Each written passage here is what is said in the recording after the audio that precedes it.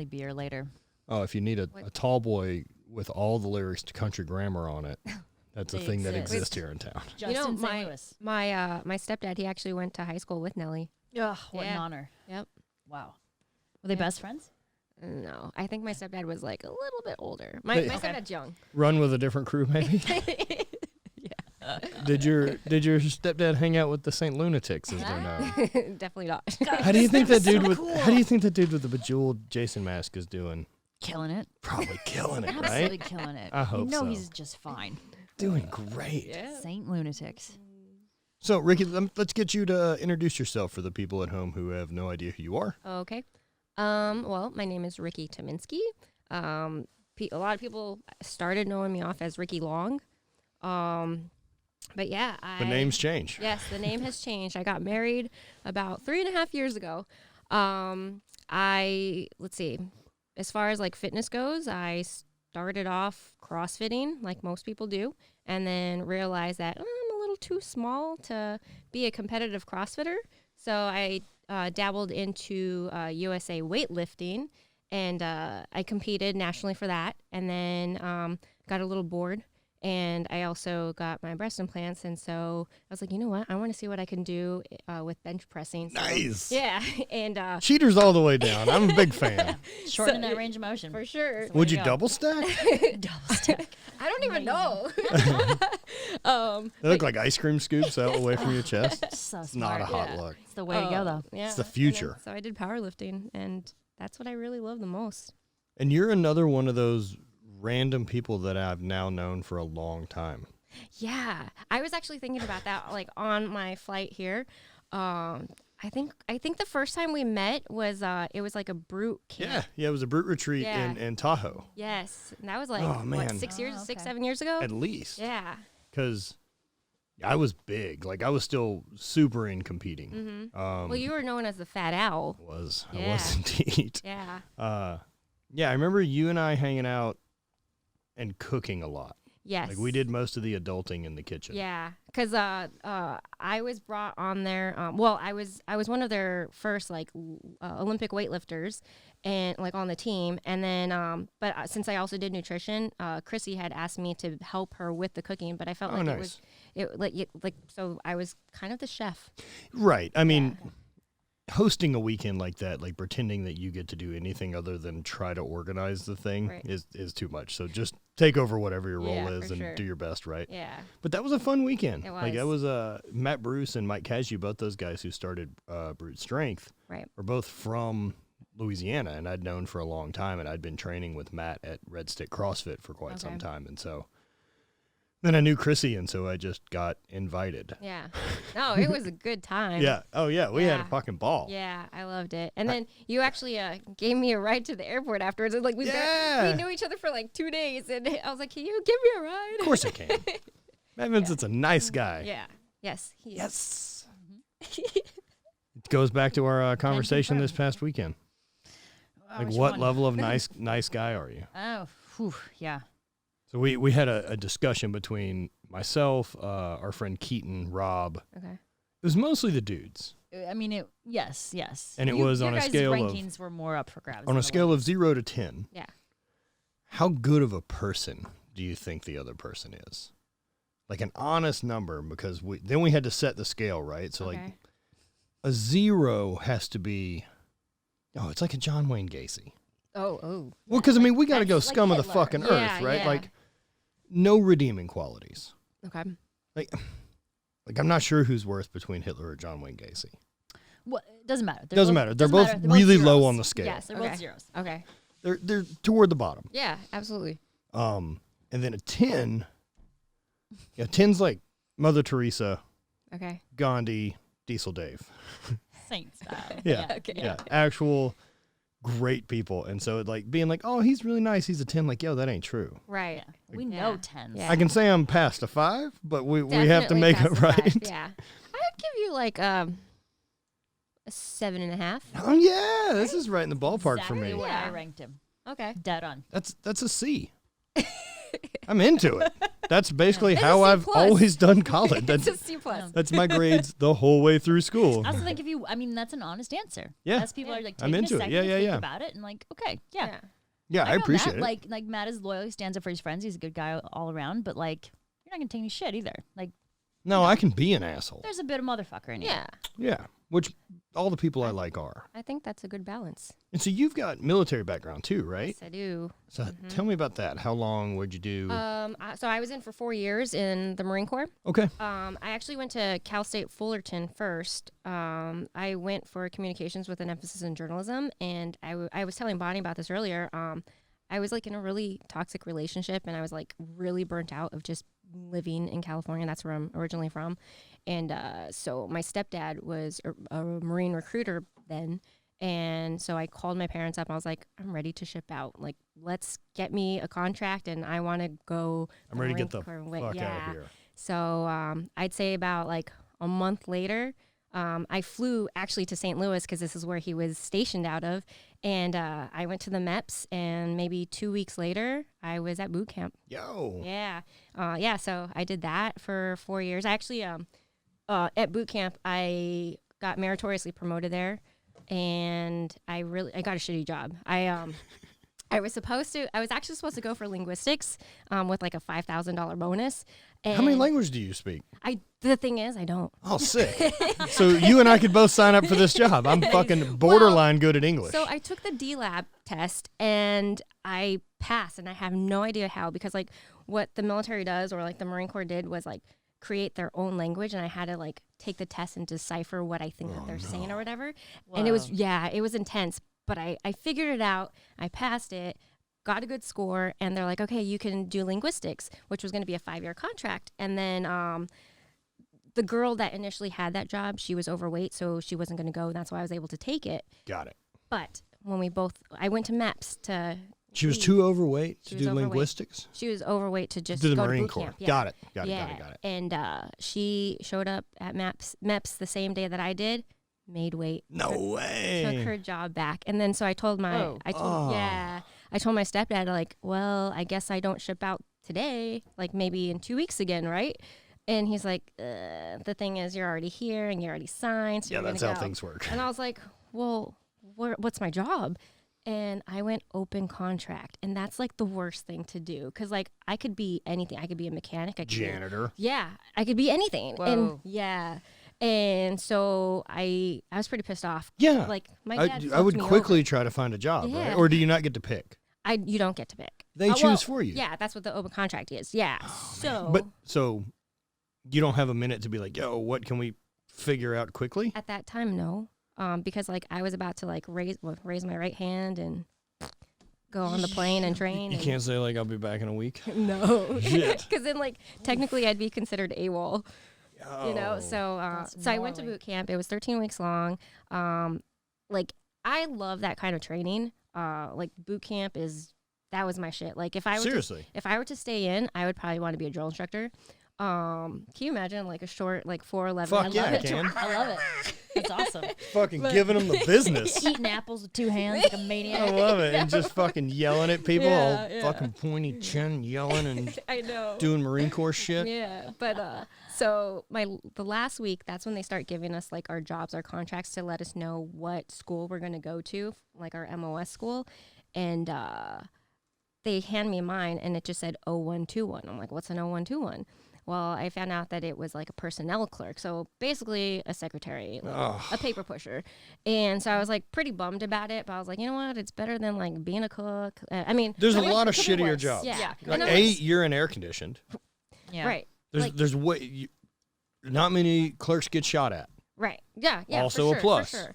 I mean, I don't know if that's what well, Hope was going in, is like, yo, kinda. fuck yeah, gunfights. Kind of. All right. Yeah. So I, when I got to my duty station, like after MOS school, I went to my duty station, and they didn't have like a specific job for me. And they're like, well, you're going to be filing right now. You're a file clerk. I was like, what is this? Like, I did not sign up for the Marine Corps to be a file clerk, you know? Marine Corps needs everything, man. You got to They- have people they to really fucking do tile need bathrooms and Everything. And it's a whole universe. but I was like, you know what? I'm just going to make the best out of everything. And like, I mean, you always try to make like the shitty situations like a better situation. So I like worked my ass off to be seen, because like most female Marines, like they automatically get that title of like being the barracks whore. So I was like, Makes sense. Yeah. So I'm like, I need to be good at PT, and I just need to stand out. And thankfully I was able to catch my OIC's eyes, and he was like, hey, like, why don't you come over here? He's like, I'm going to start the legal section. We're going to do quality assurance. And he's like, I need a section leader. And do you want to start? So I became a legal clerk. I mean, I was still a paper pusher, Sure, but at least I was doing like really cool stuff. Like no Marines wanted to come see me because I was taking away your pay, taking away your rank. Like it was a pretty bad job. No. Yeah. Bad bitch. So yeah, but I going back to like the gunfights and stuff, I actually put in a few requests, and I always got denied to be part of the Lioness program. 0331 machine gun. I wish. But yeah, I wanted to be a lioness. And so, and with those are like the female grunts that go and like on patrols with everybody else. And like, they're the ones that check the Muslim women because they can't be touched by other men, you know? Sure. So, Yeah. I put in those packages, those requests, and I always got denied because either like, well, you're still too new in the Marine Corps, you need to learn your job. And then once like I did get experience, they're like, well, you became an asset and we don't have anybody else. So I mean, it was nice it was nice to hear, but it's like I want to see stuff. Like, so I was stuck in Jacksonville, North Carolina for 4 years, and Jacksonville is the armpit of America. I heard Fresno's the butthole.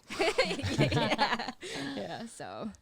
Yeah, fucking hell, man. Yeah. That's such a different mentality to me. Like, I never ever thought about joining the military. Yeah. Just never has it ever been something else. Like, that seems like a good thing to do. Yeah. And then the idea of actually being in a firefight, like, oh man, I'm super not into that. Super low on my list of shit to deal with. Right. So I'm always fascinated by people that are into that level of risk to reward. Yeah, I don't know. I've always liked helping people. So I think, I don't know, in any way. I mean, I coach nutrition right now. So just any way. I wanted to like do something for everybody else. And yeah. And I think also because I come from a military background, my stepdad has been my dad probably since I was like 8 or 9. So right. It's always been around like the Marine Corps way. Actually, my grandpa didn't talk to me for maybe 3 months because he's an Army officer. Oh my God. And yeah, so he wasn't happy. Well, one, he wasn't happy that I'm a female joining the military. And second, that I joined the Marines and not the Army. And but ego's a weird thing, man. I know, but he did surprise me, and he showed up at my graduation. Good for him. Nice. Good for him. Yeah. I mean, yeah, I think the military background in the family is everything. Because I'm sitting here, I'm like, I like helping people too, but I've never felt called that direction with it. No, and I So mean, I mean, like my friends that all do it, whether it's Nick or Jeff or any of these other guys that these mutants or superheroes I've got to meet, and I mean, they're into it. Like, even, it was fascinating to me. It was Derek Carver was on a couple weeks ago. I had him on, and we were talking about stuff. And I'm like, so why'd you join the military, right? Yeah. And because he had been in, got out, and then was working on a degree and re-enlisted because what he said was, he was like, it looked like things were going to wrap up overseas, and I was afraid I was going to miss it. Oh, right. That's crazy. And I'm like, oh fuck, man. And I'm like, that's crazy. I'm like, why? And he's like, adventure. And I'm like, fuck, man, that's a great answer. Okay, yeah, it's hard to argue with that one, eh? No, that's super legit. Yeah. I mean, I really do wish, and like, I think I definitely would have stayed in if I weren't a stupid, silly girl that followed a boy. Oh no. Those damn boys will get Back you. to what we talked about, though. Yeah. The whole butterfly effect. Yes, the butterfly Some effect. hunky military guy stole you away? I wouldn't say hunky, but at the time you felt it. Yeah, sure. Fair enough. Yeah. We were together for like 5 years, and he was getting ready to get stationed in New York, and I was like, well, I mean, I think we're going to get married, so let me get out and I'll follow him to New York, and, we'll have our happy And that's how you ended up in life. Strong Island. Yes. Yeah. Yep. How is living that far into the East Coast? Because you're in the hive of it. Yeah. It's just ridiculous accents and people yelling and honking horns is what I imagine. So, like, I mean, I've been living there for, like, 10 years now. Okay. And I say water. Oh, no. Yeah, you got it. I say water. Down by the water. It's not as bad as, like, the Wooter, which is no, it's fucking like, Philly. There's that South Philly is crazy. Oh, yeah, gnarly. Yeah. Like listening, just go down to the Wooter. like listening to Rags. Oh, it sounds so ridiculous, doesn't it? And I feel like when I'm angry, like a little like New York accent kind of comes out. I love that you've developed it. Yeah, and I do I have road rage. I'm terrible with it. Yeah. I quickly adapt. For sure. I do too. It's something I notice about myself. Like I mimic. Yeah. I think that's what it is. And it's subconscious, and I wonder if it's just part of me that is trying to make the person you're talking to like comfortable. Sure. Yeah. And so you adapt some of their vernacular, you pick up a few things. I totally agree because like both my grandmas are from Mexico, and I told my cousin that it was like really rude for them to like try to speak to my grandma in a Spanish accent in English. And I was like, stop doing that. And my grandma would be like, no, I understand it better when you say it that interesting. way. Yeah. With a little accent. With a little accent. Do me a favor, pull that curtain and cover that outlet. Thank you. Yeah. Just staring at it like a maniac. Yeah, I mean, we spent 3 weeks in Iceland last year and adapted all their mannerisms, which we both also really enjoy and think is funny. Yeah. So we want to pick up on it. And I spent a week with a friend and client in Boston. And I'll pick up on that too, just from hanging out with her. And also I think it's funny. Yeah. So then what do you think's a more ridiculous accent, like that hardcore Staten Island or Boston? Boston. That fucking Boston accent's so bad, right? Dude, we had a fucking Kennedy had that thing. Yes. It's just so crazy to me, the idea that we'd have a president come on and talk to us and be like, we are going to why? You know, fucking yelling. Like, this guy is great. I guess Trump's accent is fucking pretty wild, too. Like, but he's got his own thing. It's very... There's a Donald Trump. It's Trump-specific. Yeah. Man's created a universe. He's got his own fucking language. Yeah, fascinating. That's the truth. Yeah. Fascinating. We had political unrest in the last 48 hours with people running at the Capitol building. Yeah. That's what I'm like, is Riki going to even be able to get out of the East Coast? I don't know what's happening over there. The whole thing down. Maybe. I wasn't sure. Like, but I was like, you know what? We already like rescheduled this before. I'm going. I'm getting to St. Louis. I'm getting there. Hell yeah. The arch is waiting. Yeah. We have Nelly beers and anything you could need. Yeah, we'll get a Nelly beer after this for sure. Yeah. Crushing Sounds good to me. That and a tummy full of emos will just be ruling the night. I don't know if I can do emos. I don't think there's any real food on it. Wait, Emo's Pizza? Yeah. Emo's Pizza. I haven't had that in it's a long the time. shittiest, most delicious pizza. Yeah, you I feel agree. terrible the next morning. If you're eating like not an asshole and then get emos. Oh, your system doesn't know your what to do GI with is a little confused. Yeah. It causes a bit of distress.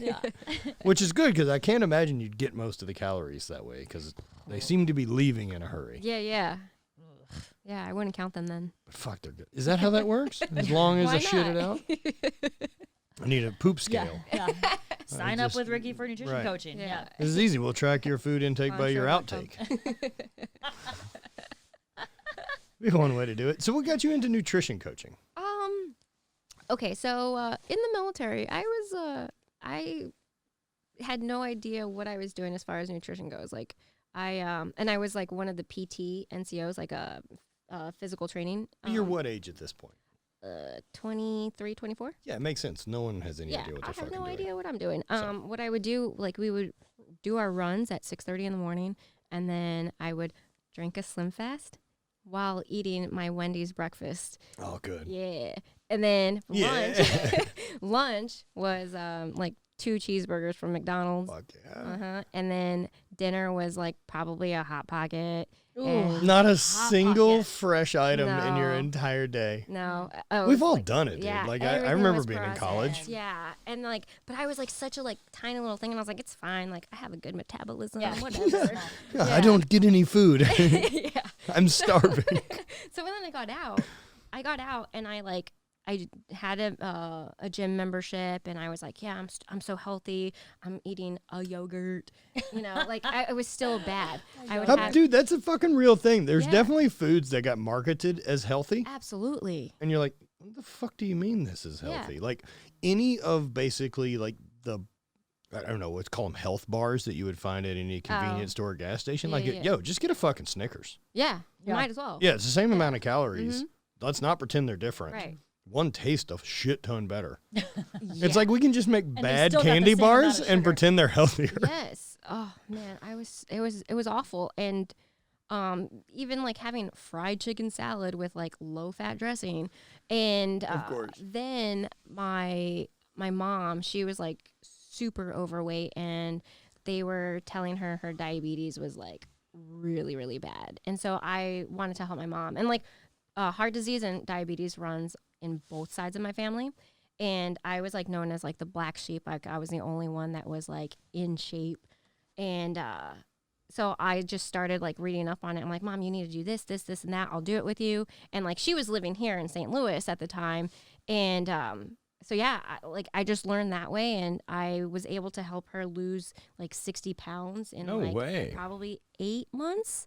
I mean, she dropped really fast. And you were living with her at the time? No, I wasn't. Okay. No, I wasn't. And we were doing everything just like on the phone, and like I mean, I still didn't know what I was doing, but like I got her off insulin. Yeah, but you got some basics, right? Yeah. Like you've all of a sudden go, oh shit, the types of food matter. Yes. And then we can figure out how much we need and how much we're getting. Exactly. And then that's when I really like got into like CrossFit, and then I heard about paleo. And so I did the whole 30, I did paleo, and then I don't know if you guys know who Scott Paltos is, but he's a power lifter like out in the East. I think he's in New Jersey, but he was good friends with my husband at the time, and he told me about carb backloading, and I was like, let me try that. And so I tried like almost every single thing. Yeah, of course. And like then I would just like pick them apart, like, you know, I like this and I like that. And but then I just like found like the whole if it fits your macros thing, and then which is essentially what you were doing. Exactly. You're like, wait a second, I just eat whatever the fuck I want as long as I track it. Exactly. So I like started getting into that, and like I noticed like I was feeling better about myself, not just the way it looked. And so that's when I was like on Instagram, and I was on Instagram like since like 2012. Yeah, hi. Yeah. So and like there was no such thing as like hashtags and like you know, influencers. Yeah, you were an OG on Instagram. Yeah. I was late to the game. Yeah, I was. What? How old are you? What age are you compared to me? I'm 34. Okay, so I almost forgot too. What right. Was. So yeah, she's a year older than you. Yes. And then I'm old. Yeah. So so then like I started finding everything about like if it fits your macros, and that's when this pretty popular regional athlete, Nicole Caperso, she I know who you're talking about. So, looks like the dude from Lord of the Rings. Nicole? Doesn't she look like Legolas? Legolas? Yeah. Because her hair. Yeah, she's like 100 feet tall and all fucking jacked. Yeah. She's so in Springfield. Oh no shit. Missouri. Yeah. Right on. So she's from New York, and so she used to train with us a lot, and so she like reached out to me. She's like, hey, I'm about to do the American or Nationals or American Open, something like that, and she was like, I need to drop this much weight, do you think you could help me? I'm like, I don't know what I'm doing, but yeah, let's try. Yeah. So we had like 6 weeks to like drop, I think like 4 or 5 kilos, and she didn't even have to do a water cut. Like that's how perfect we were. Just crushed it. Yeah. And then she would, like I said, she was pretty popular for CrossFit regionals and even like USAW. So she had this blog. She wrote this blog. I think it was called like How Donuts Gave Me Abs. That's what the title was. And it's right on point for the time. Yeah, exactly. And she just name dropped me, and then all of a sudden I woke up one day and I had over 250 emails, and it was my email was Little Ricky's Crave Cookies. Oh man. Yo, this was a different time of the internet. Oh yeah, like especially with social media, it was a way different time because like, oh man. No one was trying to sell stuff and like no, throw it didn't exist that way, right? Yeah, I miss it. Yeah, but it ain't never fucking going back, man. I know. It's a business now. That fucking door has been opened. It needs to be treated as such. Yeah. I mean, luckily, some of us adapted to it early and were able to ride that kind of first wave into things. I mean, no different than my shit. Hate starting in 2014, right? Like, and even then, I was late. Yeah. So, I mean, because both Caffeine and Kilos, Donuts and Deadlifts, Rob and them had already been started with Flagner Fail. Like, I'm fourth in line out of those. Not to mention, were you like, scared? Live It. Like, no, because I didn't expect it to work. Fucking be honest with you. What, did you just like do it as a hobby? Yeah, so like I had a real job. Like I was working in the petrochemical field. I had a fucking real job and a career I'd been in for 5 or 6 years and had no intentions of leaving it. Right. But I was doing the Highland Games and I'd written some books on it, and one of the things in the books was the hate and the philosophy behind it. And I've got people buying the book and checking it out. Like I don't have a following per se at that point. Like maybe I've got 2,000 people. Like I vividly remember me and Brock going to California to film like the first Drift to Lifter thing we filmed. And that would have been like 2015. And on the flight there, I remember looking and talking about the Instagram following and having like 2,600 followers. I remember that. Yeah. And that was for sure, like at that point, like if you were around someone who had 100K plus at that time and they tagged you in a thing, it just fucking exploded. Yeah. So different than what it is now. Oh yeah, it was no big deal that like if I did anything with Mark Bell, and he would tag or post or any of that, it would just like boom, 2,500 people immediately. It jumps, yeah. Because there was just less noise. Yeah. You know, there's just less people. I remember like I got up to like 20K, and that was like probably 2015. Right. 20K, and that was a big deal. Oh yeah, I was nowhere fucking near any of that. That was a big deal. And like then I did that TV show American Grit. Oh, that's right. Yeah. And at that time I think I had like 38,000, and that was in 2016. And then the TV show comes out and I like bumped up 10,000 more, and then all of a sudden it just started going down. And I was like, well, it's because the people because the people that found you from the TV show signed up for that Riki. That only, yeah. And they're like, "Oh, she lifts. She's a real person." Right, well, like that's really what it is. Is people jump on a follow, and whether or not you keep their attention. And yeah, for sure. The way I've always felt about it is like, I'm not trying to chase that attention. Yeah, I'm gonna continue to do me, and the people that find it are into it, and that makes my thing really sustainable. Right. Because I'm not fucking appeasing to a bunch of people doing a thing I don't give a shit about. Exactly. Yeah. So how was doing the TV show? Oh my God, it was so much fun. Well, first off, like I thought it was fake when they reached out to me. Oh no way. Yeah. So I when I had my own website, I got this email from like Fox, like a Fox producer, and just asking like, hey, like we have this show going on. It's going to be the second season, and we're really interested in interviewing you, yada yada. And I was like, delete. You know, it was like spam. Yep. And no. yeah. At this point, I would have at least responded if it was something like from a like depends on what the email address would have been. If it was like, "Hi, I'm Mitch from Fox" at like 2sexy.69@gmail, like no, I'm probably gonna give that one a delete. Yeah, I think it was like he's trying to lure me into sex trafficking. Yeah, I just totally deleted it. And then like the apparel company that I was working with at the time, I guess they emailed them, and so one of the people that ran it. She had texted me and she was like, so these people from Fox are like trying to look for you, blah, blah, blah. I was like, oh my God, maybe it's real. And then at that time when I'm trying to look in my trash can for that email, the executive producer found me on Facebook. And then he's like, hey, we've been trying to reach out to you, blah, blah, blah. Wow. I'm surprised they pursue that hard instead of just being like, really fuck them, next person. Yeah. No, he had me go into the city the very next day to do like a meeting, like a meet and greet or whatever, like in the green room.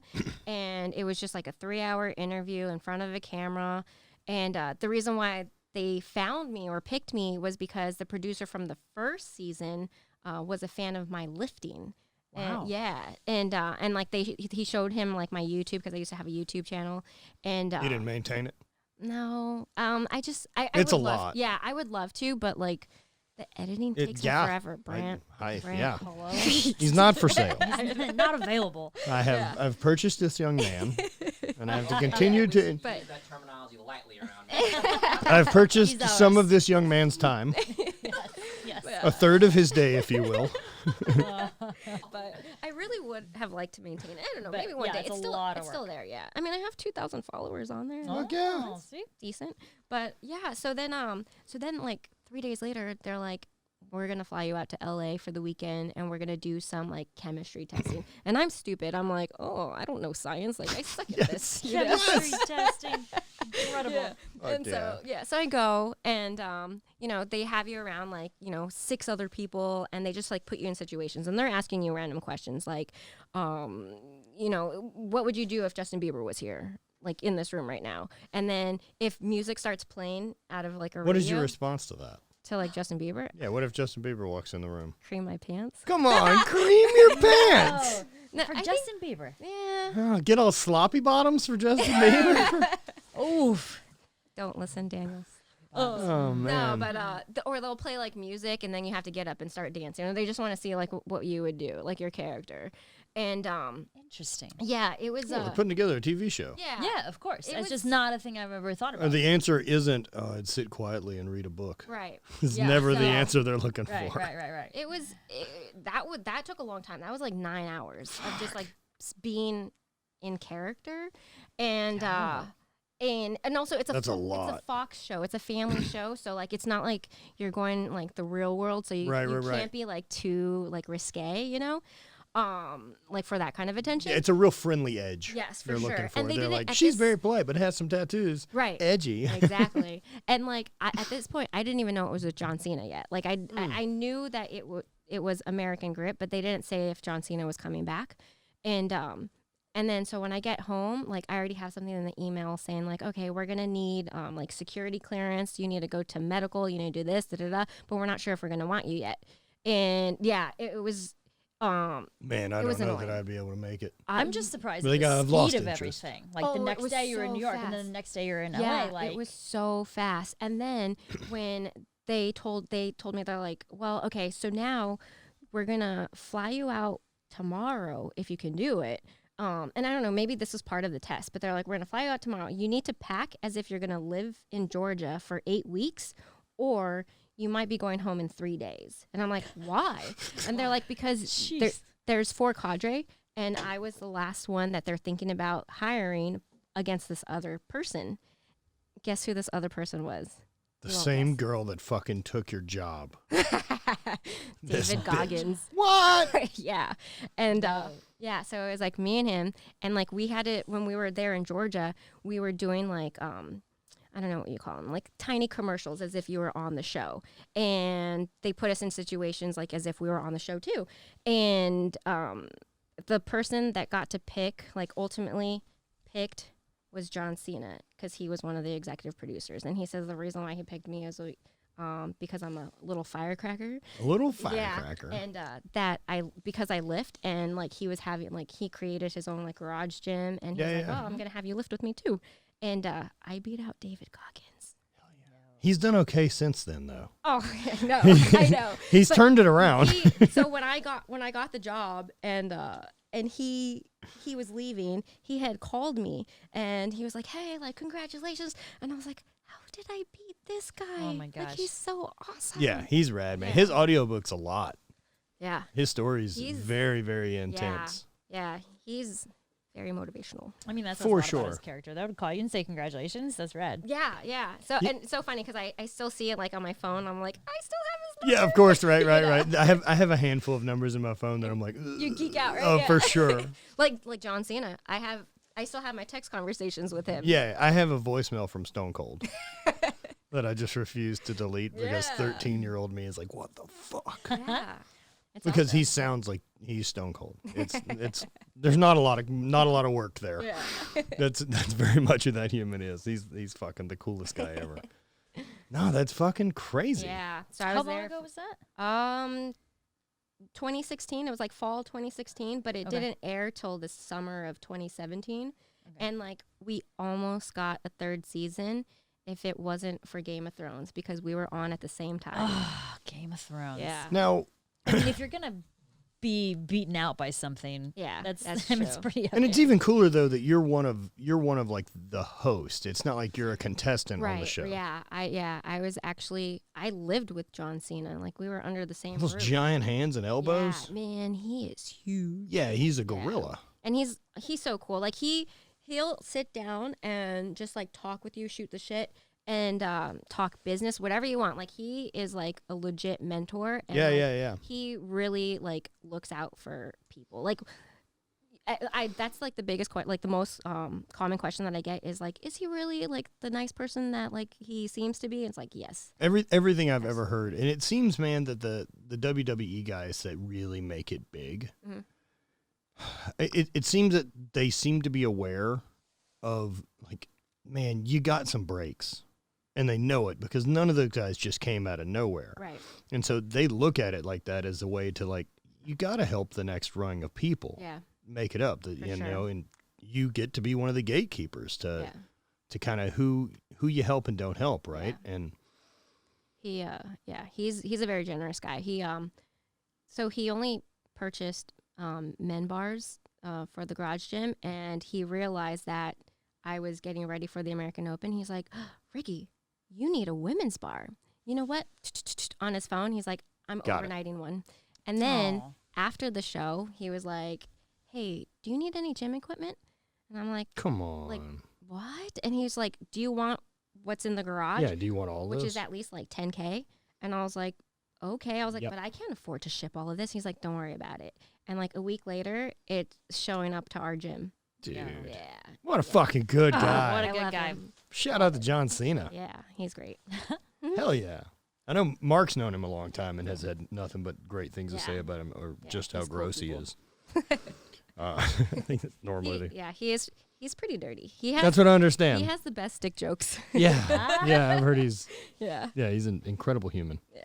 Oh, man, that's fucking wild. Now, I wonder this too, right? Like, as people in our thing who are chasing work and chasing the next thing, was there a feeling like when that show hit of like, oh shit, shit's about to go crazy? Yes, but I was also very careful in like what I was saying like the entire time while we were filming. Like I was very aware that you're on fucking national television. Yeah, I guess so. Yeah, because like the thing is like it's a reality show, and they're like what we do. Like no one's like really influencing us like on what to say. However, the producers, but they get to edit. Yes, that's exactly it. Right. Yeah, you're constantly thinking, what like am I saying? They can't fucking put words. Yeah, right, they can't put words in your mouth. Right. But those are words that came out of your mouth. They're gonna play them however they want to. Exactly. They have a story to tell. That's something you got to be careful with. Sometimes the producers like they do kind of push you like, of course. Oh, like maybe if you did this, or like maybe you should talk to so and so. Like there was this one of my contestants, and I did not want to have anything to do with her. Like I told her off, and I was like, I'm done with her. Like she's gone. And they're like, you need to see her ring out. I'm like, no, I don't. And like we argued for like an hour, and like the other cadre had to come in and like protect me, and they're like, leave her alone. But that's a situation I haven't been in a long time. Like raising my voice at another person and like that. Yeah. I haven't had that type of like a conflict with someone That's in good. a really long time. I think Do I'd you just be want? like, no, fuck no. No, I don't. However, it is a skill and a muscle that I have that's very good, and it doesn't get used much anymore. Maybe bouncing days. Yeah, I've got a mouth on me. What? If I want to be a real piece of shit to someone, it's in there. I prefer not anymore. Well, that was always the move before physical. Yeah, I wasn't interested. Like, if I was bouncing, I got paid the same for fucking getting in fights or not getting in fights. So I'd rather talk shit. Yeah. Or figure out a solution. Yeah. To me not getting punched in the face was usually the goal. I don't think Riki knew that about your past. What? That I bounced? Bounced, yeah. Oh, fuck, I did it a long time. Wow. Also, I just assume that you're not a real meathead as a dude if you haven't been paid to be large and in a corner somewhere at a bar. Like, right. It's some type of right. What's your job? Just stand there. We want you to stand there so that anyone in here looks around and goes, "Nah, it's not worth being stupid." That's your job. Yeah. And bouncing at a strip club, way better than bouncing at a regular bar. Yeah. Less work, better pay, and boobs. True. I mean, there's still boobs. There weren't a lot of great ones. Yeah. That was At the going to be club my I question. No, I didn't work at a nice strip club. Okay. I worked at like a 4 out of 10. Oh. It's called Escapades. Okay. Real timely. I remember there was a thing that happened every night, and it was like a 2-for-1 lap dance special, and we had to put all these fucking tables around the room for the girls to get on and dance. Ugh. And then we would play Janet Jackson's song "Escapades." Incredible. One of my favorite strip club stories is just that you guys would do, was it a weekly or a weekly buffet? Oh no, that was daily. That was daily. Yeah, we had a buffet. We had 11, so we opened at 11. Okay. I started taking the 11 a.m. DJ shifts because I'm trying to make as much fucking money as I can. Yeah, absolutely. And so if I went in for the 11, I didn't have anything better to do. Yeah. With my time, I guess I probably should have been trying to work at my failing bike shop. But I think by this point I had left. Okay. And so now I'm just working here, trying to figure out what to do with my life. So I didn't realize it was a buffet, a lunch buffet every day. Look, it's a stretch for anything you're saying. So let me give you the reality of this lunch. It's a free lunch. Please. Okay. So I would get in at 11, and I would make a pot of spaghetti, boil noodles. Okay. I had a crock pot that I would dump 3 or 4 bottles of ragu into and a bunch of frozen meatballs, cover it, and then dump 4 bags of lettuce into a big clear bowl and then put out salad dressing. Goddamn. That is the buffet. That's the buffet. Spaghetti. Did people eat at it? the strip club? I ate it because I'm there and I'm broke. Yeah. And then the strippers would sometimes come in and eat it and then go back home because it's the same answer. Yeah. Because they're not great decision makers. We would occasionally have customers come in. There wasn't many during the lunch days. It was during the lunch days that still I managed to hear the dumbest sentence I've ever heard come out of a human. And it was, I was DJing this lunch shift. And so we have a stage and there's a girl on stage, but we don't have any fucking customers. Yeah. And so she's just sitting on the stage, like with her legs straight out in front of her and her back up against the pole. Just feet crossed, blah, blah, blah. Yeah. So a customer walks in, and so I get on the microphone. I'm like, "Welcome to Escapades, home of Southeast Louisiana's one and only paraplegic stripper." And the guy looks at me and kind of giggles and moves on with his fucking day. So they do whatever he pays for a couple songs or whatever, and finally she comes up to the DJ booth afterwards, and I don't know, playing Spider Solitaire to kill time, and she matter-of-factly tells me, "Hey, I need to tell you something." I'm like, "Oh, okay, what's up?" And she says, "I'm not paraplegic. I was born in America." An adult fucking person. Green button. Green button. Yeah, it was rough, man. It was a human said that to me. A human with most likely a kid who's allowed to drive a car. Fuck. I just remember looking at her and I went, perfect. I'll remember that for next time. Because, I mean, where do you start correcting that sentence? Yeah. Like, do you know what maps are? Like, I don't know where we have to find common ground first to actually work our way through this problem. I'd be like, well, that's not a real country. And she's like, I'm pretty sure it is. And I'm like, it isn't. Do you think is it paraplegia? Paraplegia. Yeah. That's funny. Yes. Oh, bless her. Yeah, the heart. strip club was a special time in my life. I'm glad I did it. Yeah. I enjoyed working in bars because I bounced a bunch in titty bars.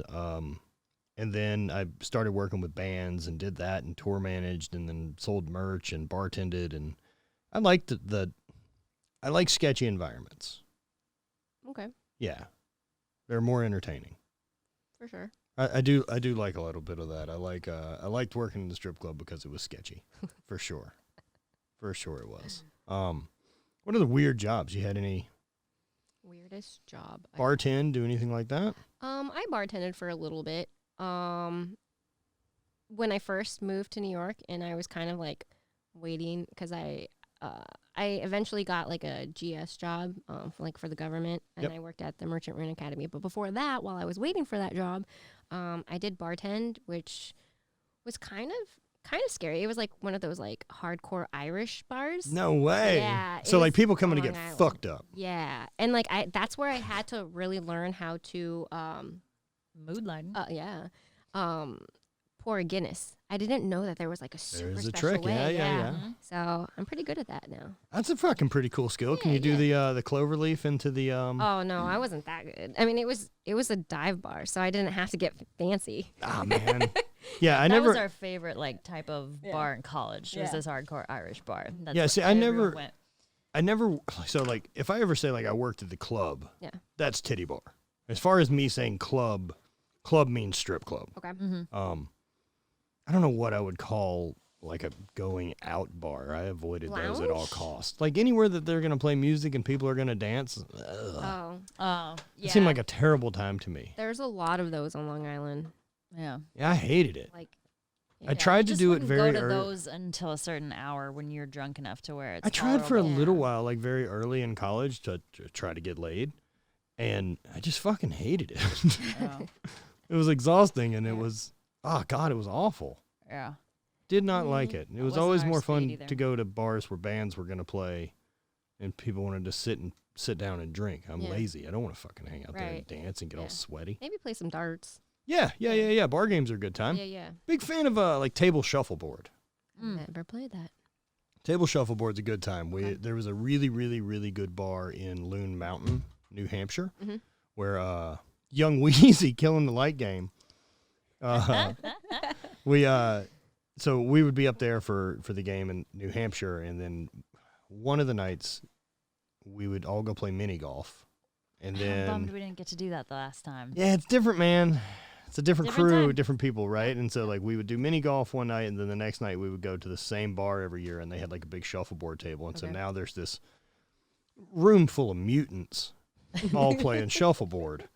Like at that point, like that, I'm still big at that point, weighing 290-ish, and the most of the guys I compete with are more like my brother, who's 6'5", 320. Yeah. Sebastian Winta's there every year. He's 6'10" and 355, and had like taken second at World's Strongest Man. Yes, took second at World's Strongest Man in 2002. His brother, Uncle Lucas, is around, who's another big Polish fuck who's like 6'6". And so we're just looming over this end of the bar, playing shuffleboard and yelling at each other. It was always fun to watch bar staff deal with us. Yeah. Because we're aggressive, but very positive. Like none of us are in the mood for a fight, but we are fucking yelling at each other. All that aggression is within. Yeah. We're not pointing at anyone, but you can just see everyone in the room slightly stressed about what is going to happen. Yeah. Good times, though. Good time. And I remember specifically that place, like, oh, man, the fucking... One of my favorite pictures is the Hapthor, like playing mini golf with us. Yeah. So fun. The shuffleboard table in that place, like, there's not a fucking level surface in that bar. Yeah. And so, like, you'd have to, like, try to play the English and, like, try to get it to fade at the end because you know the whole bar slopes one way. And it would suck because you'd switch sides and shuffleboard, and the next thing, like, you have to fucking really give her to get it across. Get it uphill. Oh, it's terrible. Terrible. So, man, going from really West Coast, San Diego, to now being very dug in. You love it. You love the East Coast, like the whole. I grew to love it. So like I'd say like the first 3 years I was it 3 years? Maybe it was 2 or 3 years. It was before I met Dan. I was like, I'm going back to California sometime. Like I can't stay here. So expensive. It's very expensive. Fuck that place. Yeah, I mean, our house that we just bought, it's like $600,000. Yeah.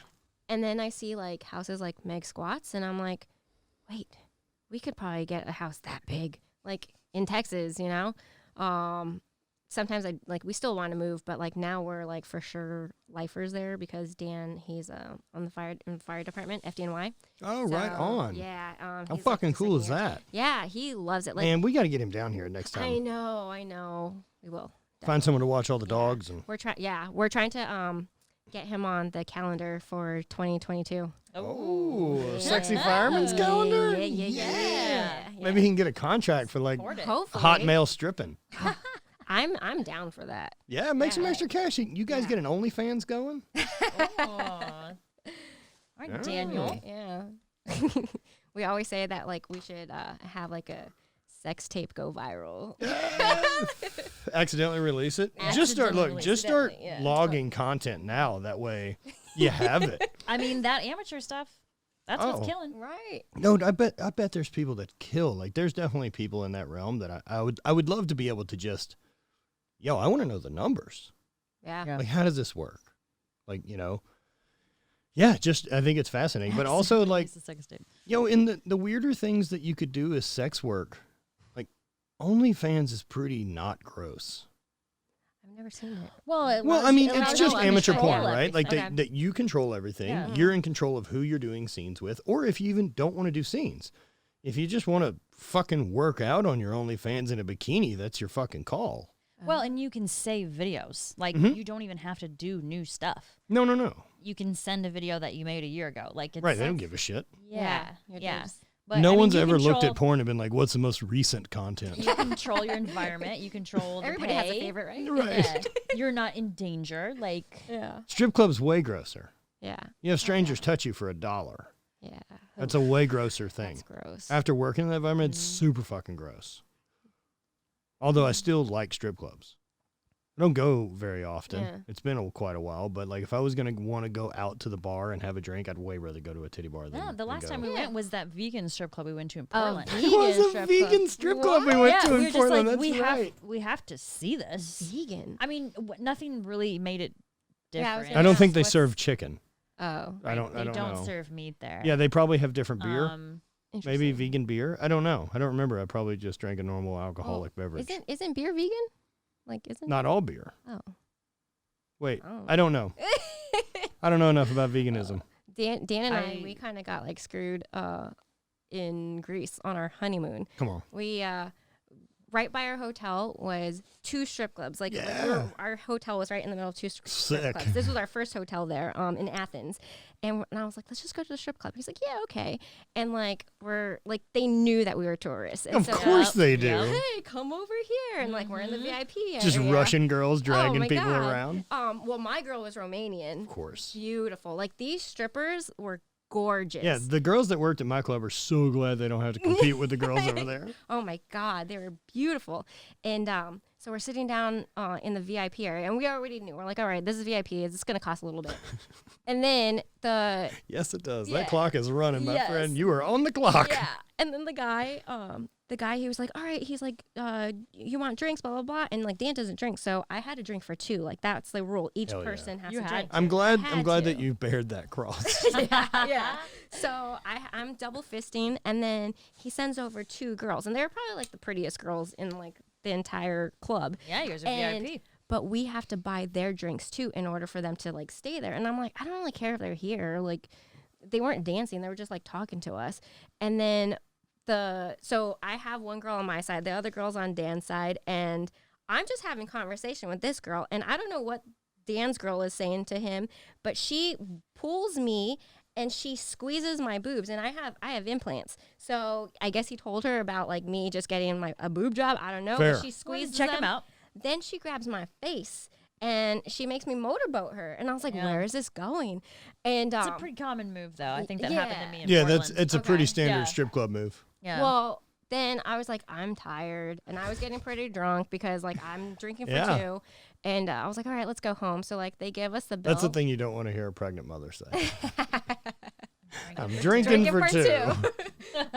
Yeah, we get the bill, and like the thing is, I don't know if it was just like in Greece, but like you can't exceed a certain amount of like spending there, and so Dan had already passed that, so I was like, all right, I'll just put on my card, and That's never a good plan. we were only, When there's a limit Yeah. and you passed it, yeah, don't start another. well, I swear. You don't even know how deep that hole is at that place. No, I don't. Okay. But like we're having a good time, or I thought That's a we fucking were. valid point. Yeah, but this is also our first night in Greece, and like for an 11 night trip.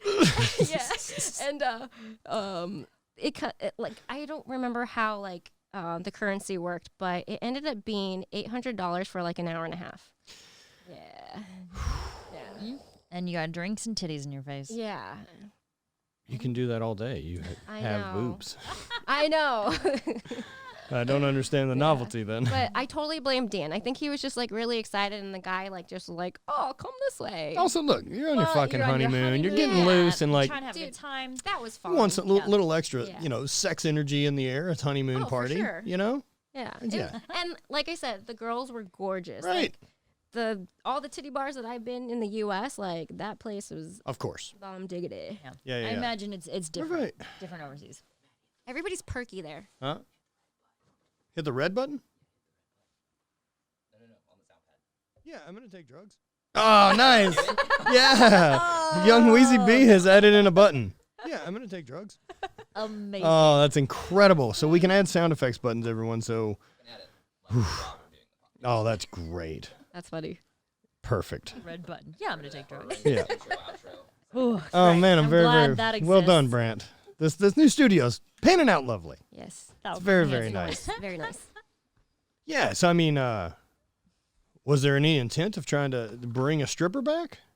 At that time, I wouldn't doubt that crossed my mind.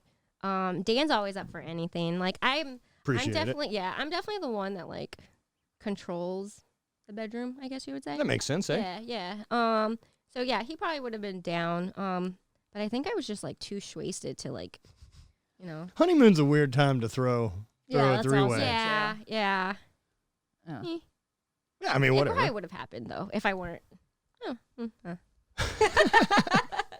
Well, you get to a point if you've been drinking. I mean, you might give it hell, but might be a little sloppy. Oh, I've been sloppy in those kinds of situations before. We had a threesome one time. Okay. And one of the times. And I guess I was like super, super nervous because like we were meeting this girl. Like we were on like a threesome dating app or whatever, and like we met this girl. Grinder. It's called Field, FEELD. Noted. Yeah. So if they want to sponsor me. Nice. Gets that field scholarship. What are you going to get? Like, use code Riki for fucking quicker three-ways? Yeah. But, So sick.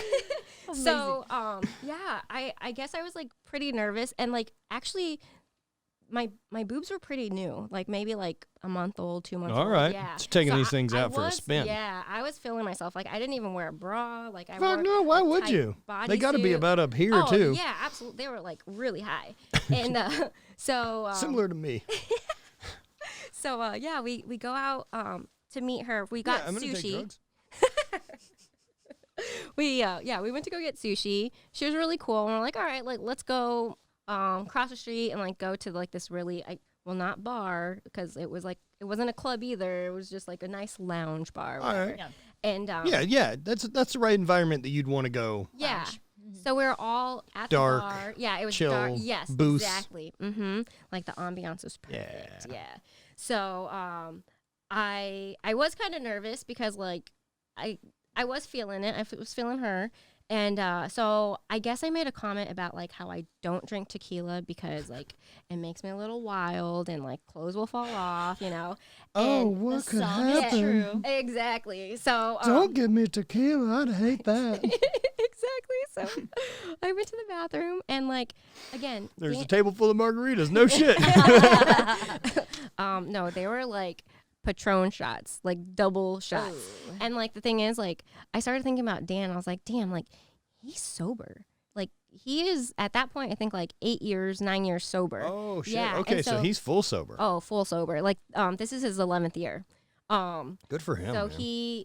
I know, I was like, dang, like he has to be like really nervous because he has to do all of this like sober. And so that like made me more nervous. And so I was like, oh, well, I guess I'm taking these shots with her. And so we're taking shots, but like I had already been drinking. And then I guess we kept drinking and drinking. And then I don't remember this, but Dan told me that we were all making out at the bar, like the three of us. Nice. And like people are just staring at us. It's a thing to stare. Yeah, of course. I mean, definitely. And so we, I think we were driving back to our house. And, like, she lives, like, 20 minutes away from us. So, like, it was a drive. And I was like, you know what? I'm going to sit in the back seat with her. So, no. Oh, yeah. We were having fun. Like, Dan swerved a little bit because he kept looking in his rearview mirror, you know. Poor bastard. She didn't have a shirt at one point. She doesn't need it. No. And then.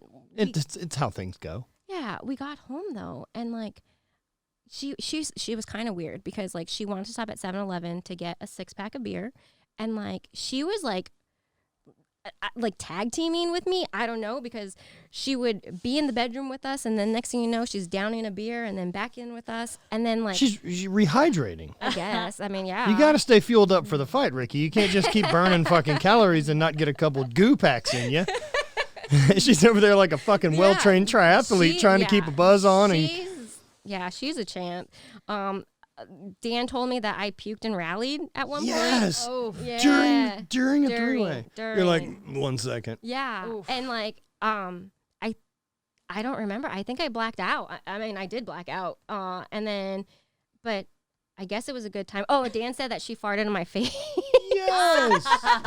Wait, like on purpose? No. Okay. Like it just happened. I mean, it could have been a queef. Yeah, look. Sure. A lot of ins and outs, things moving about, bodies make noise. Yeah. But yeah, I woke up and it was just her and me in the bed. And I'm like, where's Dan? And I go in the living room and he's like sleeping on the couch. And I'm like, what's up? And he was just like, you guys are too much. Yo. Yeah. But he said it was a good time. It was Fuck fun. yeah. Yeah. But we didn't see her again. So all right, so how long have you guys like polyamorous, or is it just open relationship, or how would you describe it?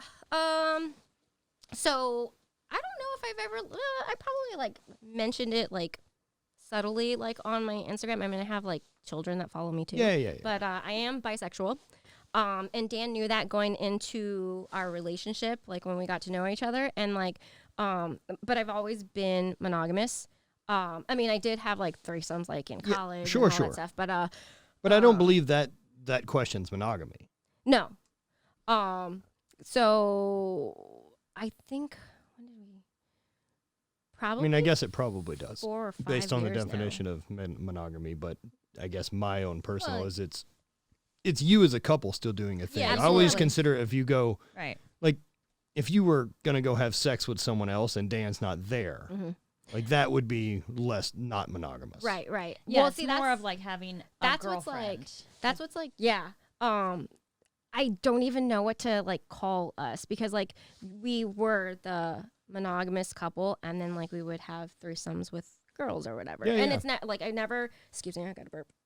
It happens. Never guys. Like I just girls. I only need one pee. One dick in the room's enough, eh? Yeah, that's enough for me. But when Dan was in Fire Academy, he actually, because we live in Lindenhurst, like in Suffolk County, and he was in Fire Academy for like 5 months, and so he got an apartment in Astoria, Queens. Oh, nice. So that was like, like 30 miles or so. I mean, I don't know my geography, but he was gone 5 days a week. And so I would only see him on the weekends, and I was like sad about it. And like one time, it was so weird because like he had just started Fire Academy, and he texted me as soon as he got to his apartment. He's like, you know what, like maybe you should like find yourself a girlfriend, because I feel really bad. Like you need like some companion with you, blah blah blah. And I'm like, no, like I'm not gonna like cheat on you. He's like, it's not cheating because I'm telling you to do it. Correct. Sure. Yeah. And I was like, I don't know. Cheating's lying. Right. Yeah. Yeah. Like there's a big fucking difference there. Right. Like purposely trying to deceive your partner is cheating. Yes. Yeah. If you guys come like, and that's one of those things. Like whatever you guys define your relationship is, doesn't fucking matter. Right. As long as you guys are honest with each other and in agreement to whatever the rules we're setting. Yeah. That's it. Yeah. And then if that works, sick. Right. And if you figure out like, well, we went too far that way, and then you reel it back in.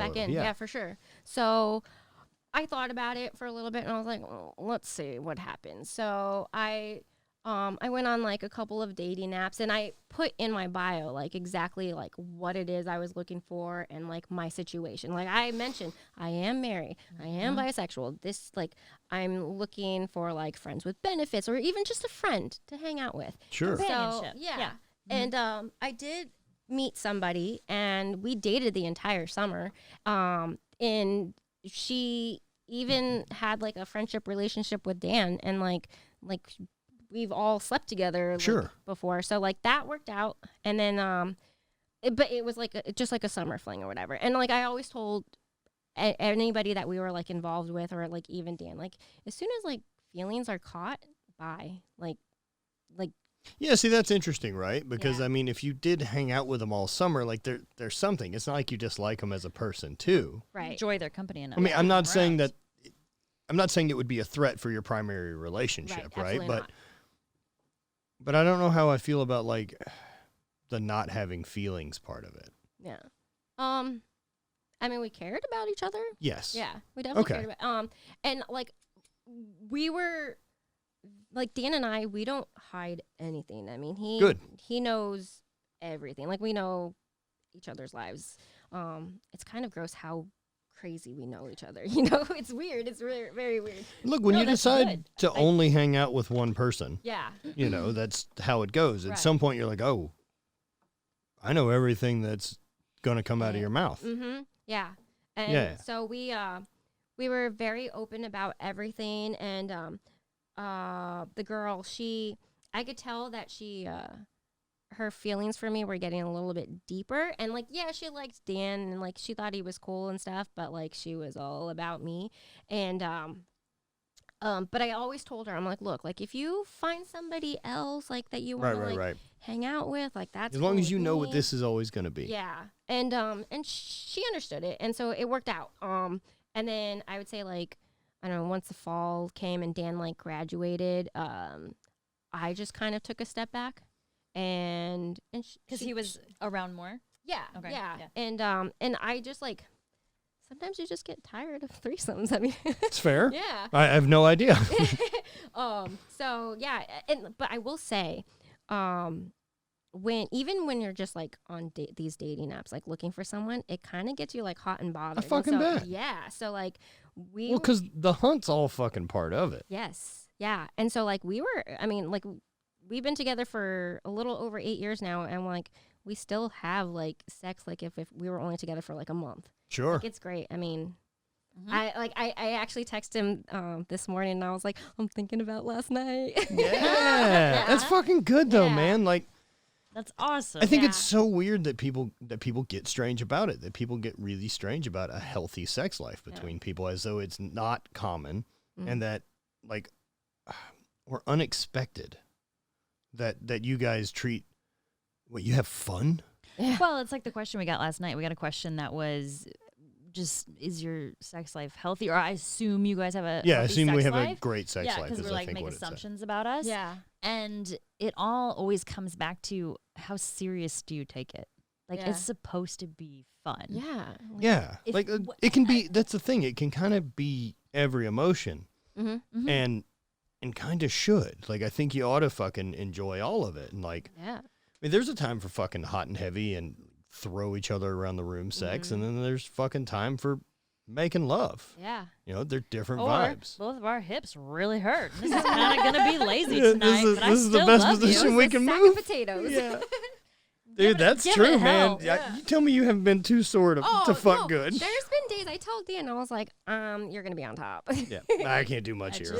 I'll be here. I'm enjoying it. I'm a vessel. I'm a vessel. Well, I just got my nipples pierced. Oh. And so, I mean, I'm into the choking thing or like and grabbing. And Dan just went his hand right on my titty, and I was like, it hurt so bad. You can see I just but got these pierced, right? Felt good, yeah. It also kind of felt good. Of course it did. Yeah. Fuck yeah. That's fucking rad. I mean, and also, I've always been fascinated with that. Like since I started, you know, having friends that were doing open relationships and things like that, the fascination I had with it. I mean, look, there is part of being a dude that's like, wait a second. We gonna have more ladies around? Of course. But then the other side of it that like I got more exposed to was that it was this honest thing. Like, it was the big honesty between you and your partner about what you want, and then also either accept, being honest with your partner too about, is that a thing I can do or can I not do? Yeah. And also trying to make, a separation between a lot of needs and wants that are physical with whatever is emotional. Yes. Like, there's a difference in those two things, and they don't have to fucking carry over. Right. And as long as the two of you are honest and happy, who gives a shit whatever the rules are? So I'm always entertained by people who play outside the norm. Yeah. And are happy and it's working. Yeah. The annoying part, right, is that if at whatever point you and Dan's relationship doesn't work out, if that ever happens, someone will point and say, well, this is a cause. Yeah. No one ever fucking points at like, man, if they'd have just fucked some other people, they'd probably made this last another fucking 10 years. You know what I mean? Yeah. But well, and so a lot of that, the open part is not necessarily the relationship, but the communication piece. Yes. I mean, and that's you telling Dan, hey, I'm also into ladies. What if we introduced a lady occasionally? Or if I had a girlfriend, or he suggested that after you told him what you're into, and that just goes back to the communication. Well, and that's so much more to just be open to the concept of like, yo, I want my partner happy, and this isn't a threat to me. Right. Like, love or, sex doesn't have to be a fucking scarcity commodity. Like, again, it can be fun. Yep. And I think it can be whatever it should be to anyone. Yeah. I just don't understand how people get hung up on who other people want to fuck. Yeah. Blows me away. So yeah, so no extra boyfriends. You're monogamous as far as men go. Yes. I guess I would call myself a bisexual heteromantic. Okay. I don't know if that's a thing. Okay. But yeah. I like it. Yeah. So have you had long-term relationship with a female? The longest was probably like 4 or 5 months, and I was in college. Right on. Yeah. That's longer than I've ever been with a dude. So. Yeah, it's longer than I've ever been with a lady. Right. So yeah, ladies are just more fun, not necessarily a long-term Women thing are for you. complicated. I think that's just why. Like, I'm enough to deal with. You know what makes you guys less complicated? What's that? Being idiots. If we're fucking dumb and then we just miss a bunch of stuff, we only catch a few bits and pieces that actually make it through the filter. That's really the truth of it. Sweet, simple things. Yeah, I'm like, oh. Yes. I don't know what she's doing in there. Better not ask. That's super cool and very interesting how you guys make that work. Yeah. Like, I remember when you first told me, I was like, please tell me everything. Yeah. Right. And it's, I would love to know every detail about your life right now, Riki. Yeah, and it's exactly. I want to collect as much data on as much different things as possible because I'm just very interested in hearing how people make it work and what. Well, so when we first the way I brought it up, because so he knew that I was bisexual, but again, he's my partner and that's it. And then I think we were watching probably like Kardashians or something, and like that botched commercial came on, and this was before I had my boobs, and I just made a passing joke. I'm like, if I gave you a threesome, would you be cool if I got breast implants? And he was like, hell yeah, who's gonna say no? Yeah, Dan just won and won. Right. Exactly. Where was the negative part of this? Did he have to pay for them? Right. He's like, hang on. Well, is he this did offer. That's fair enough. Is this a trick? So I was like, sweet, and I after that, I just went and I knew the doctor I already wanted to go to. So I set up the consultation. I was like, you want to go with me? He's like, wait, what? You serious? And I'm like, yeah. And then I showed him the apps that I downloaded. I'm like, all right, we're going to start looking for people. And he's like, we don't go to a club or right. Like that. See, I again, it's very strange, right? It's been a long time since I've been a single male. Right. I mean, I went from a 13-year monogamous marriage to another monogamous relationship. Right. And yeah, I haven't dated since 2008. Yeah, that's a long time. Yeah. Yep. It's yeah. Things are changed. Yeah. Well, I was like, you know what? Maybe we should go to a bar or club. But again, Dan doesn't drink, and I don't want to put him in that. Oh yeah, and then that vibe's such a weird vibe. Yeah, I mean, he's still kind of when it comes to drinking, we've had gym parties, and someone will accidentally spill a drink on his shoe, and it kind of makes him see red. So yeah, because he just really fucking also hates drunk people too. Absolutely, yeah. So because they're the fucking worst. Yeah. And I remember seeing, I think on like Refinery 29, it's like a magazine, like a New York magazine. Yeah. I saw something about like threesome apps, and so I just went on like the app store, and I saw all these apps. I like download. Let's see what works, and so we just started. Now, do you looking. put like a couple's profile on there? Yeah. All right. And then I just mentioned that like I'm the one that's running it because like girls feel more comfortable. Yeah, of course. Talking to the woman, and like I'd much rather have it. And so like we set boundaries like quickly. Can you imagine like two bi dudes that are together trying to get one chick? The level of aggression, that poor girl's just like, no, thank you. Like, Jesus Christ. Oh, yeah, I never thought about that situation, but yeah. Yeah. But yeah, so I'm the one that was like trying to like, I don't know, get the situation going or whatever. And my rule was, well, one of my rules was like, she can't be prettier than me. Oh my you God. know? But no, like the girls that we've been with like have been 10s. Fuck yeah. I mean, Why wouldn't you? Not all of them. Like our first one was kind All of right. scary. But she was a catfish. Oh, No fucking way. Yeah, and like like she no. was like the type of girl that like takes like the angle pictures. Oh, you yeah. know? Way up top. And she was like, I think she was wearing like Spanx, like when she took everything out because it was like Lauf. Oh, no. But like, I'm like, you know what? Like we're here. We're drunk. going Yeah. for it. Yeah. You know what I mean? More to love at that. But like Yeah. at some point, right? Like it's dark and Yeah. it's skin. Yeah. And you're just loving. I was okay with it, but Dan was like he went limp, like he No. yeah, and then he's like, Riki, get on your back. And then we just finished together, and she's like playing with herself, like making like the stupidest moans. Oh no. Yeah, and we're dude. like, all right, bye. Here's your man. Uber. Well, listen. Here's your Uber. The truth is there's going to be a learning curve for Oh, anything. Yeah, You're not going to be great at your first threesome. exactly. It's going to take time to get good at this. It was still You like, 10,000 hours. I mean, I guess it's just it's a story to tell. For sure you it's a know? story to tell. Yeah. of course. And And the great threesomes are not going to make excellent stories. no. No. No. It's always the shit weird gonna- sex that also a great threesome could, but they're a weird story to The tell. weird ones are the best ones. Yeah. The funny stories. Yeah. Like, yeah, like that story is a much more fun tell on a podcast than you were like, he was fucking me great. It's like, God, Sick. this is so aggressive. That's awesome for you. I'm stoked. Got her.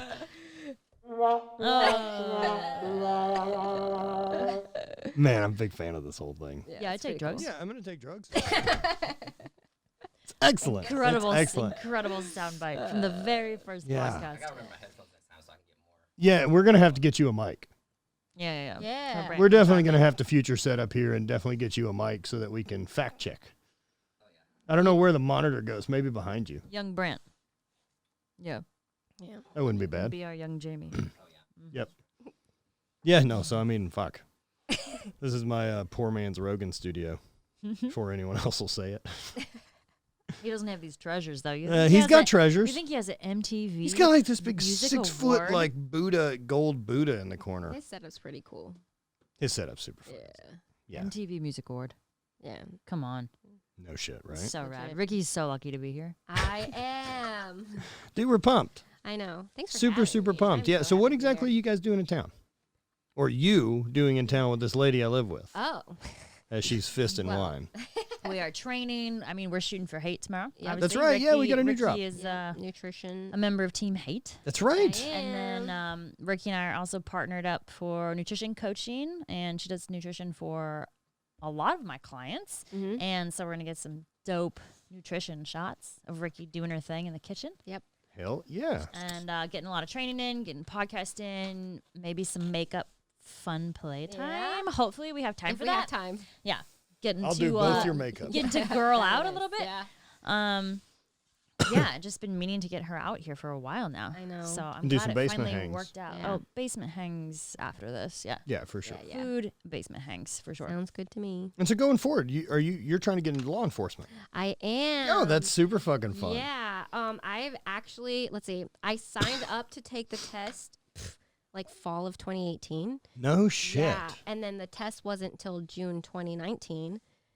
Yeah. And then like since I'm a veteran, I get to buy back 4 years of it. So Oh. yeah. So like, I mean, cause I'm 34 years old. It's like, Wait, what do you mean by that? so Buying back. So I'm 34 years old. Like technically, like once I buy back that time, like I have to pay that back. I will get, it's like I'm 30 years old going into the police force. force. Yeah. Okay. I just don't know. Do you mean as far as pension goes, or? I have no time and service. Okay, Yeah. so it's like they give you 4 extra years. Yes. Okay, So- because your military time counts as your time toward being a Correct. police officer. So that would go toward like retirement and pension. You would have Yes. 4 less years to work as a cop before you Correct. retire. Yeah. Got it. Got it. Okay. And then, and I also got 5 points, like veteran points. So that goes towards my test. There's points too? Yeah. Didn't Son know of a there was bitch. point system. So, so I ended up, I didn't get my score till January 2020 because it takes forever for them to process. Because like over Your 20,000 police test score. Yeah, my Because police it's a test government score. agency. Yes. 20,000 people took this test, and I scored 100 Oh. with the 5 points. So Okay. I scored Sick. 95 with the yellow. We'll get the hang of it. yeah. So I got the 100. So my list number out of 20,000 was 32, and so I was like, all right, I guess we're doing this. Pretty much gonna be in. Yeah, we're doing this. And, God damn, look at the two of you. Fucking bravest, strongest, living under one roof, Yeah. fighting fires, arresting bad Yeah. guys. And, God like, damn. Like I'm really excited about it, and like, but so then I did my agility test. I've done the entire process. Like I'm just waiting for a class, but like unfortunately because of COVID, like The old everything's COVID. budget cuts right now. They're trying to figure out. Like I'm just sitting waiting for a class to start, and like the rumors right now is like between now and March, so we just don't know. Okay. I feel like the last time we talked, you were saying April. Yeah. Ish. Yeah. So I'm like, I subscribe to any forums I can find online. I do have a lot of friends that work in that county. So like they're like, hey, this is what I'm hearing. It's just all speculation at this point. So I'm just like trying to stay in my running shape because like running's not my favorite. I was doing. What are the PT requirements? Oh, it's so easy because I'm in the old ladies bracket. Well, I'm very curious if I could actually do it with this bum body. Would they let in broken hip mat and sounds fucking like- shit knee? You know, Old Matt could. the last test, Oh yeah. The Yeah. last test in 2015, because the test comes out every 4 years. Yeah. They had a veteran that was a double amputee. And he was like, I don't want you to treat me any differently. Let me do the work. If I fail, then kick me out. And like, yeah, he has 2 prosthetic legs and he passed. He's a police officer now. He could very well run better than me. Oh, probably. So what you have to do your mile time in under 14 minutes. I have to do my mile and a half in like 14:30. I would struggle with that right now. When I did the agility test at that time, I think I got 11:10. So that's like a shuttle? It's laps. Got 6 it. laps. Yeah. Got it. And then, but I did recently test it, and I think I'm down to like 10.5 minutes. Yeah. Because I'm really trying to win the fitness award. So Fuck yeah. Dan won the fitness award at Yes. Fire Academy, and I'm like, I gotta do it. But Fuck like, so cool. yeah, and like it's not shitty because like if I win, like I can brag about it. But if there's only one. We're not award. pretending that's a valid reason to do a thing because it fucking totally is and has been forever. Well, it's like people are like, well, you're female, and like you have to go against the guys too because there's only one award. So Was it like some type of Wilkes? no, I honestly I don't even know how it works, but that's the run, and For then a 34-year-old 4'8" woman. There should be some type of Wilkes. yeah, there really should 4'8", be. 4'7". We're all created equal, Bonnie. I know. And I think I only have to do 11 push-ups. And I What? know. But I mean, of course, I'm gonna. How does that mile time equal 11 push-ups? 11 push-ups. And Oh, it's because you're female and those are hard. Because I'm female and I'm old. Oh, I'm in the God old damn lady it. bracket. And then I think Also, you've got a ROM advantage with push-ups too. Oh yeah. So Man, I would It's a prefer most win-win. police officers need to be able to do more than 11 push-ups. yeah, I would think so. But I'm sure there's like other things that I don't know play Or into more it. challenging to balance I it don't know. out. I And I don't think know. we have, Of to, we have to do course. sit-ups too. But I don't remember believe how it would much. be the most valuable tool a police No. officer has under his arsenal. Like maybe communication would be higher. Well, when I used to, before they pulled it off, off television, I used to watch, was that like PD Live or Live PD? Which was essentially cops. Yes, it was all cops. And there would be some like super overweight police officers like vested up and like they're trying to chase perps and like they give up after like not even 400 meters. And I'm like, 400 meters long sprint, man. But like he's the fastest kid alive. Sometimes you he's a freak. He's the fastest kid alive. That's one of the best moments That's from. a great movie. Super bad. Oh, it's so good. And Seth Rogen's just over there hacking. And, Yep. some high school kid, you have no chance of catching that kid. Some panicking high school kid, he's fucking gone. Oh my god. Better call up the radio, get people in the air, or just never tell anyone. Or just decide we'll never talk about this happening. Just embarrass yourself. But yeah, that's what I'm doing now. Like I guess the military never left me, and I'm like, you know what, like this is what I'm gonna do next. Yeah, I think that's super rad, man. Yeah, I dig that whole thing. I love people that are passionate about that line of work. You know, or honestly, I'm pretty stoked on anyone who's pursuing a thing they give a shit about. And so, like, I find all of that fascinating because you give a shit about a bunch of stuff. Yeah. I don't. And so I'm always interested to know, like, what people's reason for giving a shit is. Right. You know, so at least then I get some perspective on it, because for me, I just think about military as this strict regimented thing, someone telling me where to be, what to do, which are all things I hate. Yeah. And then being yelled at as an adult by adults, I don't fucking understand why I would ever need to have that happen, because we can just discuss a thing. Sure. So I hear all those, that's my apprehension to all this stuff, and it's because I don't know the life, right? Right. But so being able to, you know, talk to someone, I love being able to gain that different side of it. Right. You know, I think it kind of humanizes what that job is and what that I is also a lot. learned a bunch of things. I didn't Right. know. Right. About the police whole entrance process. Yeah, like, that's gnarly. It's long. And Marines, like, learned a lot. It was really hard to talk about it, like when the whole movement started. Sure. And like, so I was silent just because it's like, I can't deal with this right now, you know? Yeah, I remember texting you. I'm like, you alive? Yeah. And I was like, I had to take a few plays off. Yeah. Right before all of that happened, I was like very open about my process for the police, because I do have a lot of police officers that follow me, or like people that are trying to pursue that. And it was funny because I that was my last podcast. I had just done a podcast with like this like police and military people, and I was telling them like, yeah, like I'm getting ready for police academy, and then like probably a week later, like the whole movement started happening, and like I was getting a lot of hate for it.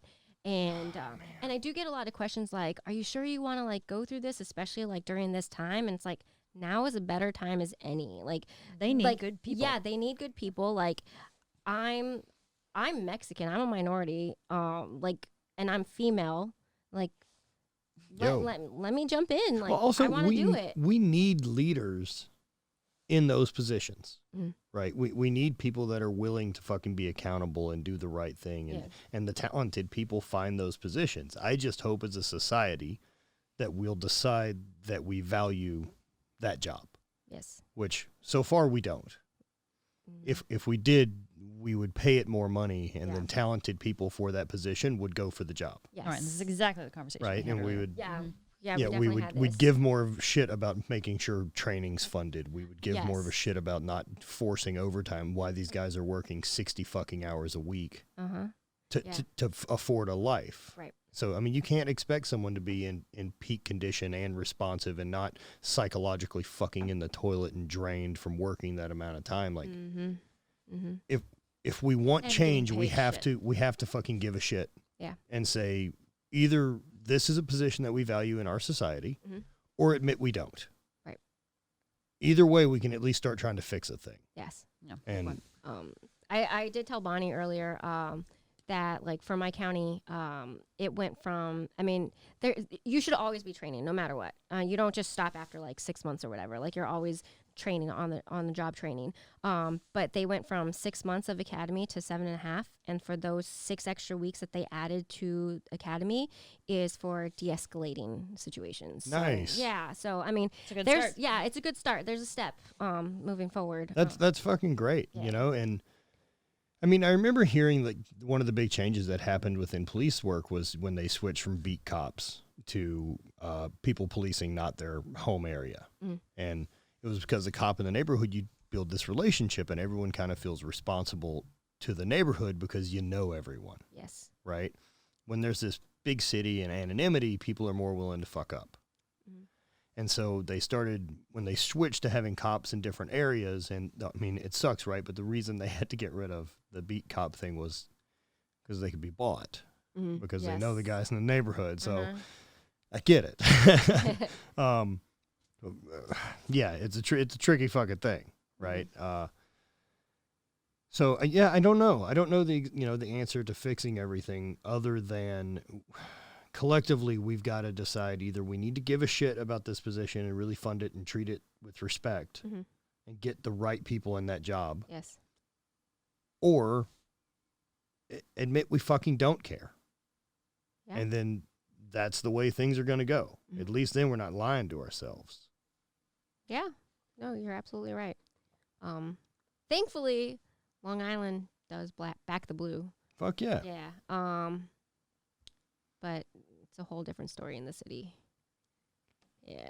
Yeah, that's another really weird thing, man, where they pit the left and the right really as this split between states, whereas it's not true. It's really just population centers. I mean, I think you can win the US election based on electoral college votes if you could for sure win certain counties, and you only need to win 11 to become president. Like, so, I mean, it's a bit of a strange system. And then because it's now split right and left are essentially rural zones or fucking urban zones, but that's also never discussed. And there's just so much rural America that it's just fucking, yeah, it's a weird split of people. And then how people want police work done and how people handle those type of topics. Yeah. But the thing is, like, no one gives solutions. Right. No. Yeah. They're saying we need this and this and this and this. Okay. Well, how do we do it? What are the steps? Yeah. Right. Yeah. I mean, that's one of the biggest issues I had with kind of, any of the anti-movements right now was I get that everyone's mad, but we need someone who's going to say, here's what we'd like done. Yes. Because then we can at least start making movement in a direction. Yeah, it's weird times. And so, man, going into law enforcement or something like that right now, like I super, super applaud. Thank you. Especially having that calling to it. Thank and you. For sure being fucking brave enough to go do that. I know that I don't know that I would, man. I don't know that I would pick something that challenging. It's like I've already had like some nightmares about it, and like people will ask like, aren't you like afraid of like, someone pulling a gun on you if you're doing a traffic stop? And like, as shitty as it sounds, it's like, if it's my time to die, then I die. True, right? But there's also some truth that you can stack the cards in your favor. Oh, yeah. Right, I mean, and like I said, I'm not going to, like, after academy, like, that's not when training stops. Like, I do plan on enrolling in, like, jiu-jitsu and, I mean, I'm 4'11". Right, for sure. I'm a little female, so I need to play it smart. Extra training. Yeah. Right, and you're also smart enough to know that that's reality, that you're a small female, so you need to have some fucking tricks. Yes, yeah. Right, because even with all the tricks, it's still really dangerous. Yeah, absolutely. Right, and that, man, I think that's why that training is so important. It's fucking options, and it may be options to be able to de-escalate before it has to go to a last measure. Exactly, yeah. I mean, because I also understand that, like, how quickly would I fucking panic if Hapthor was coming for me? Which is essentially the same fucking ratio, right? Like, fuck that thing. I'm going to put as many bullets in him as I can to keep him from getting close to me. And so imagine that's how any female feels, any guy. For any guy, yeah. Yeah. That's a fucking really crazy perspective. Yeah, and I don't think a lot of guys take time to think about that. It's super scary. I mean, this is a revelation, like fairly new for you. Yeah. Within the last couple of years of like, it was being around him, and it was just realizing, like, as in close quarters, that if he wants to reach over and kill me right now, He can't. yeah, I can't stop him. Yeah, just as you two could Right. take us out if you wanted to. Yes. We're just hoping you are nice guys. Right. Yeah. No. 7.5. No. And so like having that shift of just figuring out and being able to kind of put myself in different positions and think about it. Like, man, yeah, the idea that half of the population is Hathor is fucking crazy to me. Think about going on dates with a guy you don't know. No fucking way. Or just meeting, inviting like, some dude into your house. How have you guys survived? I don't fucking understand. This is a terrifying environment to be in at all times. It really is.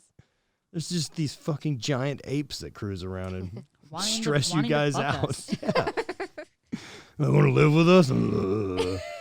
Oh, we'd be so bad at just a dude planet. Oh man. Like if dudes could reproduce with just other dudes, that planet is very strange.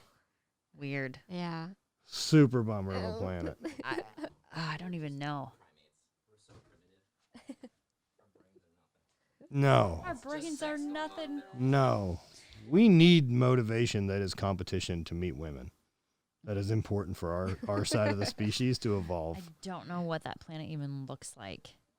It's got to be like the one on Rick and Morty, like Gazorpazorp, where it's just the fucking monsters cruising around fucking the sex dolls. They've created the sex dolls. Yeah, that's how they keep growing the those, population. Those didn't create the sex dolls. The women created the sex dolls to procreate, and they get rid of the males. You seen any Rick and Morty? No. Okay. Oh, brilliant. The women created the sex dolls, and they like drop them in. They get fucked by all these male aliens, and then the women suck them back up, keep the women babies, and get rid of the males. Just shoot the men back into this shoot field the of apes. back into the space, essentially. That's funny. Yeah, that's what it would be. You guys would create something female-esque. With that said, though, I'm just wondering, as much apes as we are, and we do invent a ton of shit. It's not like we're not creating things and we're total monkeys. Like Elon Musk, we do have some pretty rad dudes out there doing cool shit, and have through history. For sure, but I about wonder the dumbest guy you know. Oh God, I'm aware. He's far dumber than the dumbest female. I believe you guys are more in the middle there. Oh man, even then the you don't have the capacity to fucking be as stupid as us. Oh God. But like having those people like Elon Musk or any of those types, those fucking mutants. Mm-hmm. Are we as driven without the motivation of us meeting women? Like as a species, like how far behind are we technically if you guys don't exist? If we didn't have that drive of what it takes for us to try to impress women and build our lives around it, and this trying to be someone that's women want to pay attention to. Yeah, I mean, I'm not sure if that was a thought for every dude, but that was definitely like in my life. I've given a shit about the decisions I make because I'd like to be more attractive to women. Right. Fair? Okay, cool. Mm-hmm. Well, it's not just me, sick. Even animals do it. Like, yeah, totally. To impress ladies and get a mate. Like, right, just $100 bills and Magnum condoms. Yeah, you're right.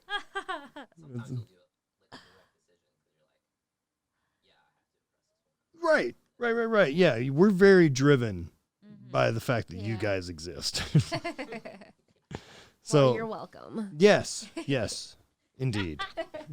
We are truly blessed. No, it's fucking fun, man. I'm super stoked to have you in and actually get to hang out again. Like it's been a minute since we ever actually got to hang out. And that's, dude, over all the years and all the fucking people I've met and got to hang out with, there's a handful that like you and I hit it off very quickly, and it was immediately like, oh yeah, we get along. Yeah, we're cool. Yeah. Mm-hmm. And it was a house full of weirdos. Yeah. Which we fit well in. Yeah, absolutely.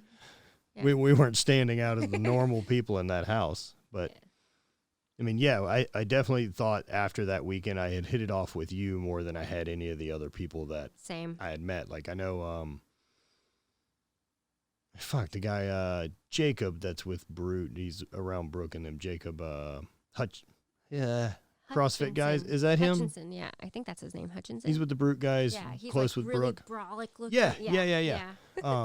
Like him, like I shared a room with him there and have never, stayed in touch. I mean, I don't think anything ill of the dude or anything like that. He was a nice enough guy, but for whatever reason, we just didn't. But it's always cool the people that, how far back now some of these relationships have gone because of what social media has brought into our lives, right? Because without that, we don't fucking know each other. Right.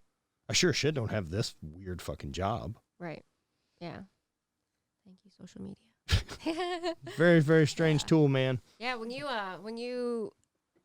reached out to me and you're like, hey, like, do you want to be part of the HVIII family? I'm like, yes.